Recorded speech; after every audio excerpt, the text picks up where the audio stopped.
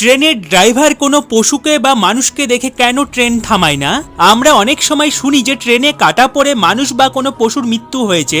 তাহলে প্রশ্ন, ড্রাইভার কেন তাদের দেখে ট্রেন থামায় না? এর পেছনের কারণ জানলে আপনারা চমকে যাবেন। কিন্তু তার আগে আপনার সুন্দর আঙুলটি দিয়ে চ্যানেলটি সাবস্ক্রাইব করে ভিডিওটিতে একটি লাইক করে দিন, কারণ আপনাদের সাবস্ক্রাইব আর লাইক করা আমাকে আরেকটি নতুন ভিডিও বানাতে মোটিভেট করে। ট্রেনের ড্রাইভার যদি সামনে কোনো পশু বা মানুষকে দেখে আর সেই সময় যদি ট্রেনের স্পিড কম থাকে, তাহলে ট্রেনের ব্রেক লাগিয়ে তাদের বাঁচিয়ে নেয়। কিন্তু যদি ট্রেনের স্পিড অনেক থাকে আর তখন ইমার্জেন্সি ব্রেক লাগিয়ে কোনো লাভ হবে না, কারণ 100 কিলোমিটার প্রতি ঘন্টা চলা ট্রেনটি যদি ইমার্জেন্সি ব্রেক চাপে, তবুও ট্রেন 800 থেকে 900 মিটার যাওয়ার পরেই পুরোপুরিভাবে থামবে, কিন্তু এতক্ষণে অনেক দেরি হয়ে যাবে। এই ছাড়া ইমার্জেন্সি ব্রেক চাপার কারণে ট্রেনে সফর করা সব যাত্রীদের অনেক বড় ঝটকা লাগবে।